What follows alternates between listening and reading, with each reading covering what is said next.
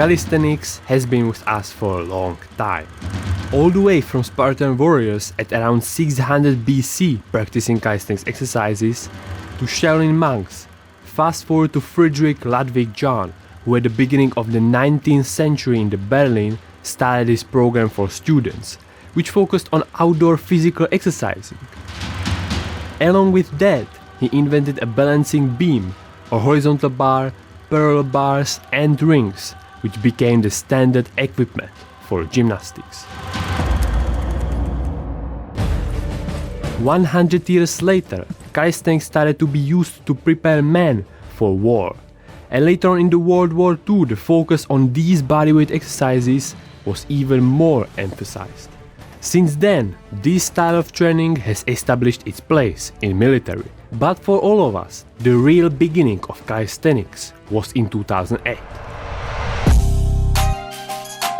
Thanks to Hannibal for King and his famous video which showed the possibility of building a nice physique for free, which was really appealing to many people, and so it became mainstream quite fast.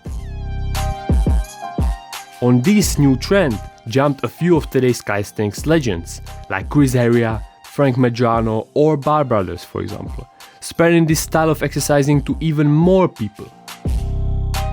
With the sport growing and the humans' competitiveness, it didn't take long for the first calisthenics competitions to appear, and so with those also came new really strong athletes. Viktor Kamenov, Andrea Larosa, Daniel Slizans, Eric Ortiz, Gaji Atarov, brothers Rosenbergs or Osvaldo Lugones for example. These guys took calisthenics from competing with muscle-ups in the early stages to a whole new level, which we all know today. And with them being active, the calisthenics hype was still rising. But nothing lasts forever, and so when the most famous athletes became older and pretty much accomplished what they wanted, they started to either quit their competing careers or take a break. And I feel this pretty much caused calisthenics to lose its soul and hype and slowly start dying. You might ask that why would calisthenics end after those athletes which quit the game, when there will be always someone new? That's true, but I feel like the whole calisthenics competing scene was built mainly about these athletes, and so taking them away will cause almost like the collapse of the whole sport. They weren't just some random athletes, but each one of them was in some kind of way special. Either he brought a new move to the competitions, created his own style, or the overall appearance made him special. In the most cases, this we couldn't say about nowadays athletes. Of course, this isn't their mistake, because everything has its ceiling. You can maybe progress to one finger, one arm full planche, but that's pretty much it. Or you wanna progress to the no hands planche? Pretty much every static or dynamic move has been already discovered and performed. Therefore, inventing now a new move is close to impossible, and so becoming famous this way too. These days you won't be special by performing a full planche, because I can right now open Instagram and discover another like 20 guys doing full planche, full maltese and all these hard moves, which makes them kinda like almost worthless. The hype when somebody did full planche or full maltese is gone, at least for me. As I said, Lizans, Larosa or Viktor had style and were unique. We all remember the backyard sessions Lizans did with his squad, having fun and sharing it with us. This is something that I kinda miss with today's athletes. Because, yeah, they are strong, and that's cool, but that's pretty much it. For example, Leven. Yeah, he can do a full planche on his thumbs, but for me personally, it doesn't impress me that much. Same with Stefan, for example. Just another strong guy. Well, I don't know them that much, so you can correct me, but that's what I feel when I check their Instagrams. Simply, everybody is strong, but they miss that something which will make them pop out from the rest. Without that, the calisthenics will be just about strong guys being later on replaced by another strong guys. I would demonstrate this with the last Street Workout Ultimate battles, where well-known Lizans or Eric appeared, but who the hell is Gustavo, Kuate or Tavares? I never heard of them, and that's maybe one of the reasons why I stopped watching competitions.